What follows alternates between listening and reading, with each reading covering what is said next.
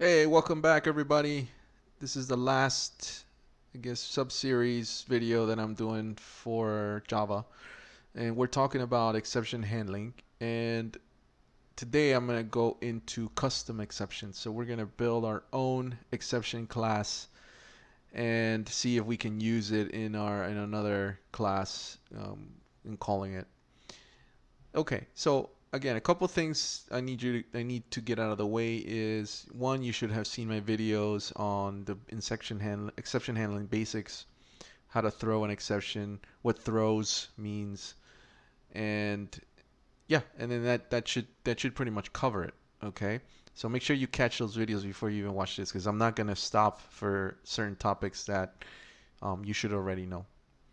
So Java gives you the ability to create your own exceptions. So let's take a look at that. So again, I'm going to school you a bit with the, I'm going to test your knowledge here a bit on the inheritance stuff that we've gone over. Okay, so I hope you looked at those videos as well and you understand inheritance fairly well. So we know that at the top here we have the object class, right? Everybody inherits everything from object. Underneath object you have something called throwable, right? And then underneath throwable is where you have the exception class, right? And then underneath exception, you'll have the exceptions that we've been going over in our video. So you'll have your arithmetic overflow exception,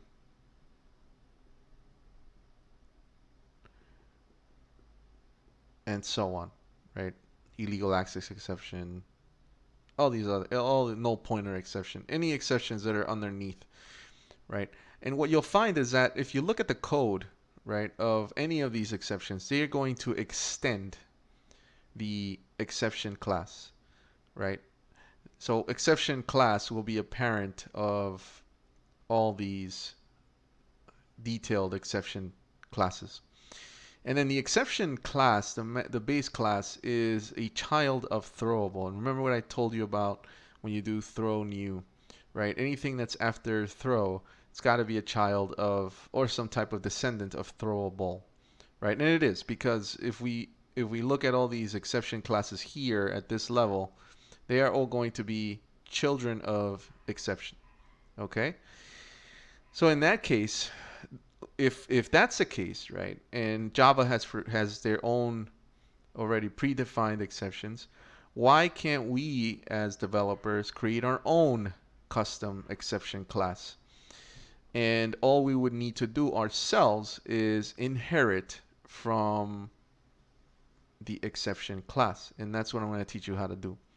Okay, and then if I do that, right, and I package it correctly, and we'll get to packaging in the later weeks, then anybody really can use my exception class, as long as it's extending the exception, and you can throw it and have a method, uh, define it as throws, and then list my exception as is. Okay, so let's take a look at a simple example that I've created, and then we can talk about how we can catch this exception and then throw the exception as well. All right, so if we take a look at the code here, what I've done is I've created my own exception class. It's called my cool number exception. And notice how I'm extending the exception class as well. So that is a requirement so that we are able to use this in our main class and throw it and then catch it and all that stuff. So this is just like any regular class that you can write. So I can create my own instance variables for this class, right? So in this class, I created something called the cool number, okay? And I created three constructors. One constructor is to initialize the cool number. If anybody throws this exception and they do throw new and they pass in an int, then that number will get set to the cool number, and then I can access that through the get method, and you'll see that below. In this case, we also created just a normal constructor to throw the exception, and that is just going to print for the message method. You can just get you're gonna get this my cool exception, and then I allowed the caller to also pass in their own message, and then I would just call the constructor of the exception class and pass it in the message. So this is pretty much your custom message that you can throw. And then we have a public method that allows us to get the value of the cool number, which is the instance variable of this specific exception class. When you create your own exception classes, you would want to create your own instance variables. Any type of data that you want to expose, you would probably create your own instance variables here. Nothing nothing fancy, nothing out of the ordinary. I'm relying a lot on the base class, which is the exception class, because I'm calling super. So by me calling super, I'm actually calling the constructor of the base class, the parent class, and I'm passing in the message, this default message called my cool exception. Actually, this should be my cool number exception, right? It doesn't make a difference. I just want to be consistent. That's all. And that's going to allow the parent to assign the message instance variable to this string. Okay? Okay, so hopefully that makes a lot of sense. Okay, hopefully that makes a lot of sense. So again, 3 constructors. So when they throw the exception, they can use either of these constructors. And then 1 method I have available to me to get the actual number. And this will only be valid if they called this constructor with the number parameter. Okay? Now, what the purpose of this exception is that if somebody guesses the cool number, then that's not good, because I don't want them to guess the cool number. And if that is the case, then I'm going to throw this exception because that's a cool number, and I'm going to say, no, you're not supposed to guess that number. Okay?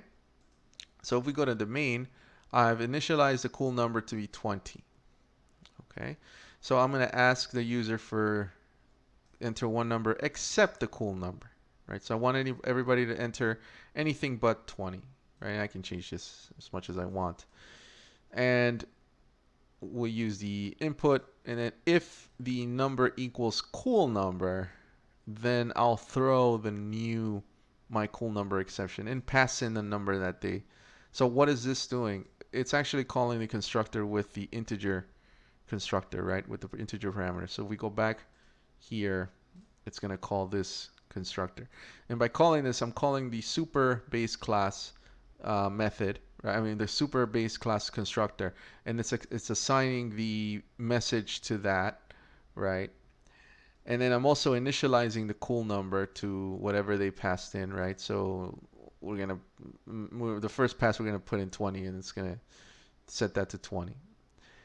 Now, when we throw this exception, okay, we are going to we're gonna halt execution at this point at line 13, right?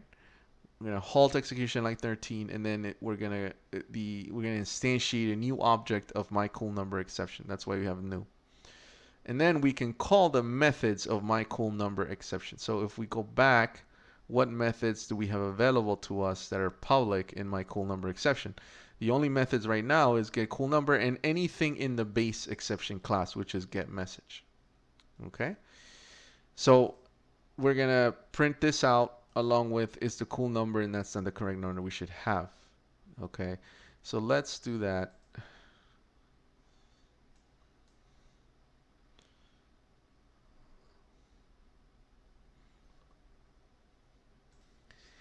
So here it says enter one number except the cool number. What I'm going to enter the cool number. Exception happens. Okay? So when we threw the exception, we are going to get the cool number, which is 20, right? So the cool number, remember, it got thrown here. Okay, we halt, right, execution, and now we instantiate an object of my cool number exception. What happens with that, because we called that constructor with that one parameter, we assign cool number that value, which is 20, right? Now, we can't access this instance variable. What we're doing is we're using the public method to get that number, right? And the rest is just what we're doing here is the cool number. That's not the correct number we should have, and that's it. And then you see end of program, because Remember, the program doesn't halt because we were able to catch that exception. So it catches it and then we continue on after. Okay, but notice that anything inside my try block did not get executed. Now, the last thing I want to do is I want to show you that we are also be able to access the base class methods, right? Which is the get message, right? And what's happening here is if I print out get message, remember that when we instantiated this exception, we passed into our base class, we called super, right? So the message itself got set to this my cool number exception. So if I call this, it's actually going to access that string, okay, that's default, that comes with this constructor, right, that got assigned. So let me try that again. So here I'm running it now, so I'm going to enter 20. So we're going to print this out, right, cool number, and then we print out get message, which is my cool number exception. So where did this come from, my cool number exception? Well, it came from when we'll go back to line 13. If we instantiated this, we're passing in the number 20, right? And we get the 20 here, and then we're setting we're calling the base class constructor, which automatically is going to assign the message to my string that I'm passing in through the constructor. And I'm also assigning the number to my cool number, right? And then now anytime I call get message, I'm going to have the ability to get this value, right? And then same thing, if I would throw this my cool number exception without any parameters, then the only thing I would have available to me is the message, right? I would not be able to call. I mean, I can call it, but I'm going to get an exception because this is going to, well, I can call this, but this cool number is nothing because I haven't initialized it if I call this parameter less constructor, right? The only time that cool number gets initialized is when I call it with this number constructor. It's not wrong to call the get cool number if you throw this new, but you're just not going to have a valid value for cool number. Okay, so I hope I didn't confuse you too much on that. All right, if you have any questions, you can always email me and I'll let you know, or in the comments. Okay, so that is the way that you would create your own exception class. Simple, simple. Always try and keep it simple. Don't go too crazy when you try your exception class, and always try and use the methods that are already there. So notice how I didn't initialize a get message. I didn't create my own get message. I just used what's already there, right, by calling super. Okay, the only thing I did is I initialized this get method, and you can do that, maybe one or two methods that you just want to expose. Okay, as long as you pass it in through the constructor, then that's perfectly fine. Okay, so that ends all that I have to give for exception handling. Obviously, there are holes that in my lecture, so if there's anything you're confused about, you can always reach out to me in the comments, and I can happily answer questions regarding exception handling. Okay. Okay. So on the next video, we'll go into more exciting stuff. So stay tuned for that. I'll see you on the next video.